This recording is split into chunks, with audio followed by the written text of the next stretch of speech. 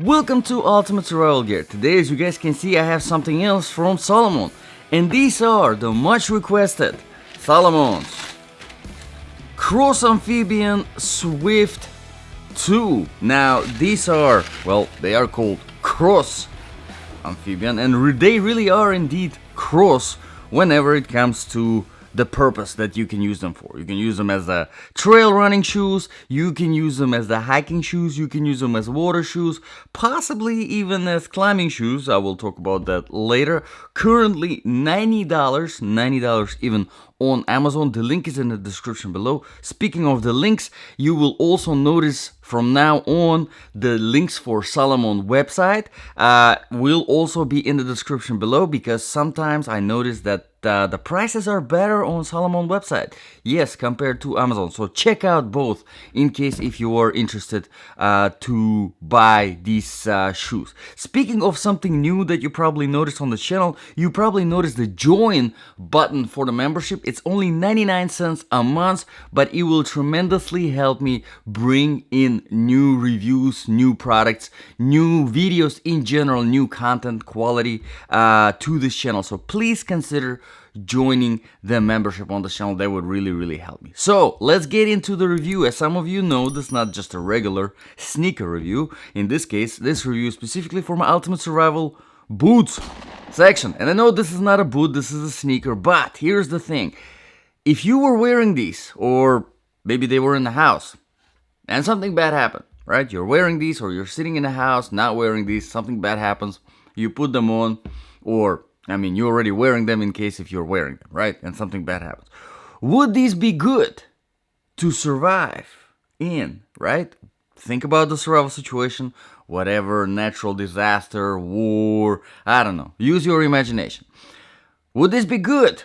Well, how do we make the judgment? We make the judgment based on the 8 different criteria. Let's begin. Criteria number 1, of course, comfort level. One of the most important ones, comfort level. And in order to test the comfort level of all the shoes and boots that I review on this channel, I do a 3-mile run non-stop, and then right after I go to a 5-mile walk. Again, no pauses in between, no breaks, nothing, just straight.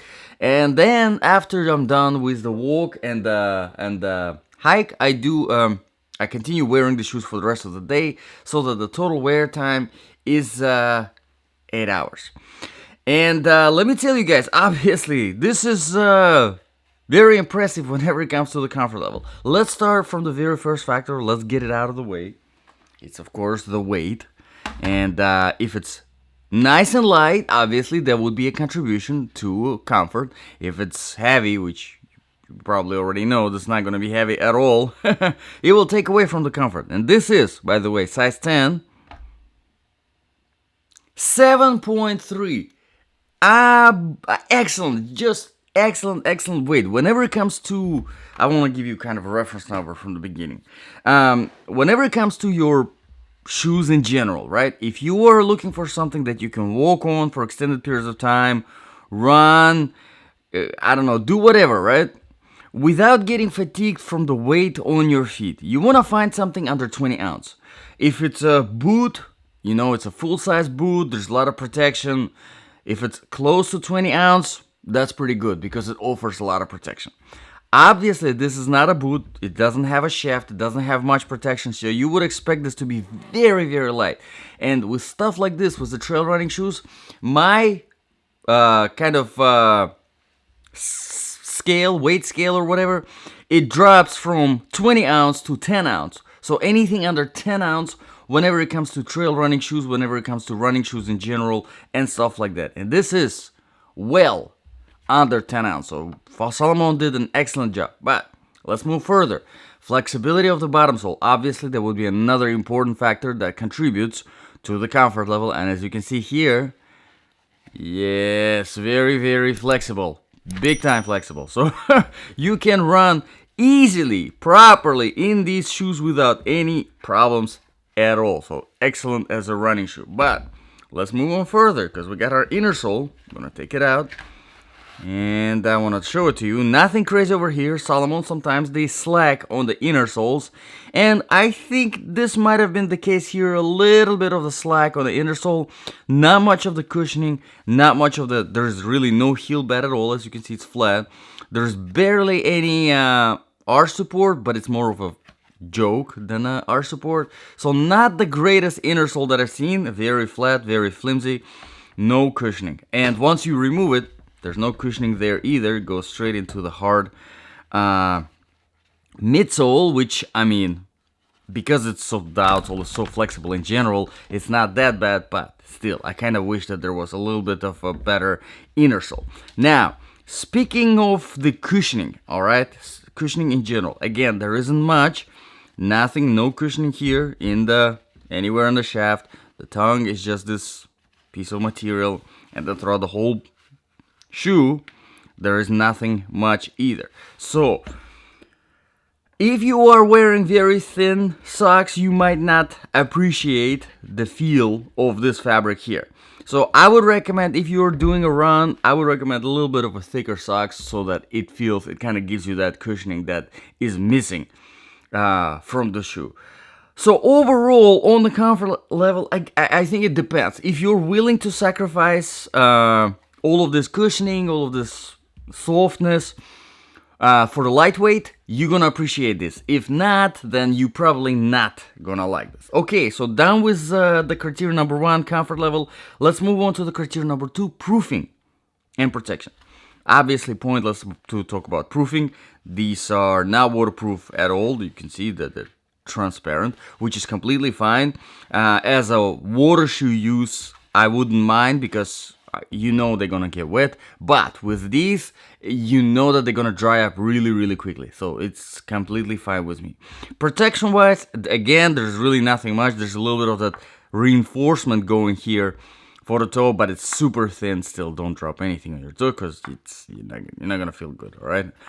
And then the rest of the shoe, obviously, is very, very soft. No shaft, no heel. You do have some protection from the bottom sole. There's a contact grip outsole, which we will talk about later in the review. But overall, if you are the type of person that prefers any kind of proofing and protection, this is probably not the shoe for you. Keep that in mind. Let's move on to the criteria number 3, quality and the design features. Now, quality wise, people like these shoes. There's plenty of reviews on Amazon, almost four something stars on Amazon, and growing. So people do like these specific shoes.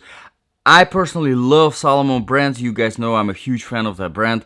On this channel, it's probably one of the most popular watched brands in general. So I definitely do trust Salomon brand.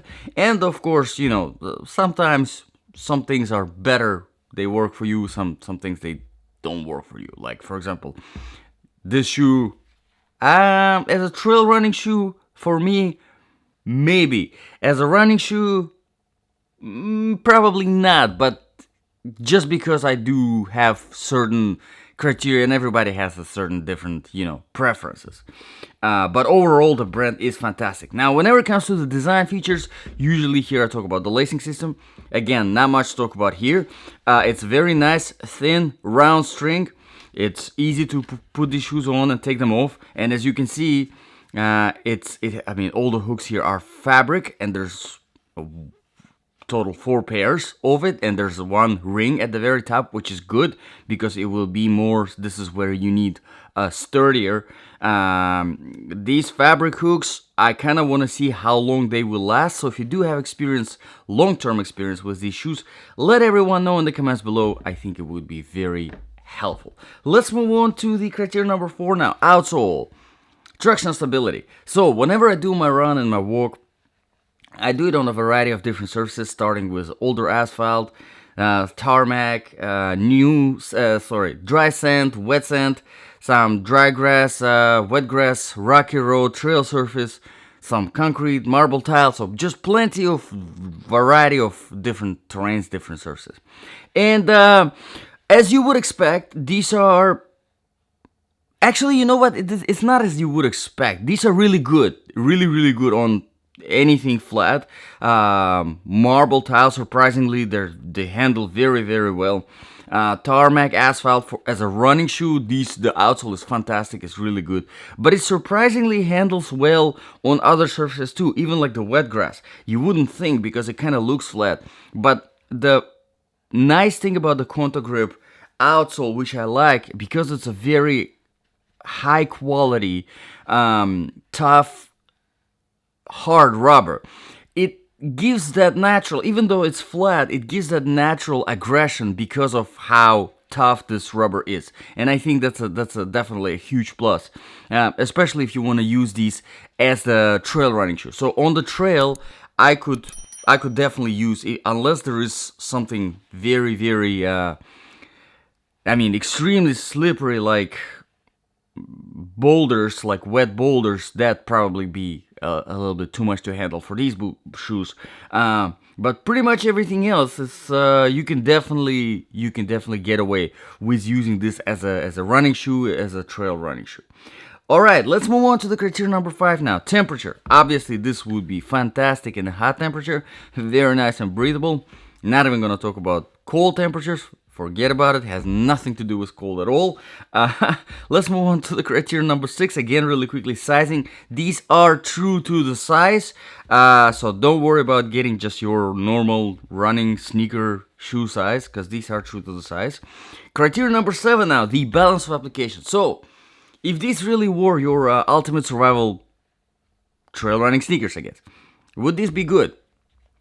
Well, if you are a runner, and that's your survival plan, you're gonna run, and you're gonna run until you get to the safety, and on the way you will go through quite a variety of terrains, honestly, thanks to this outsole, and possibly crossing a river, getting your feet completely wet, and then drying up quickly. If that stuff is involved, pretty good option. Honestly, pretty good option. Even if you're wearing right now boots, right, for your survival situation, and you have a backpack which you have some extra space for some 15 ounce, because 2 of these would be about 15 ounce. Again, that's a pretty good option to wear, to carry this in your backpack, and in case if you get to the point where you have to cross a river, you put these on, you cross the river, these dry up quickly, you put on your dry boots, and then you keep on walking. So there is definitely, whenever it comes to your survival situation, there is definitely use for something like this. And that kind of brings me to the very last criterion. Here is the criterion number 8, the price. $90. A little bit expensive, yes. I think it's a little bit expensive for this particular shoe, because there's really not much of the features in it, except I would say Conta Grip. Conta Grip is a it's a great outsole from Salomon. But everything else is kind of lacking, and there is some competition in that price range. There's competition from Vibram, there's competition from New Balance, but my personal choice probably would be these, because these are more sneaker-like compared to stuff from the same Vibram and New Balance, which is more of a minimalist, barefoot, water type of shoes. So I would definitely prefer with something like this, something more normal looking, something that I can use on a daily basis just in case, because, why not? If you have them on your foot, that's one less thing that you have to do in emergency survival situation, right? So $90 overall is definitely on the pricier side, and there is some competition in there. If you want to look around on this channel, I have plenty of reviews. Check it out.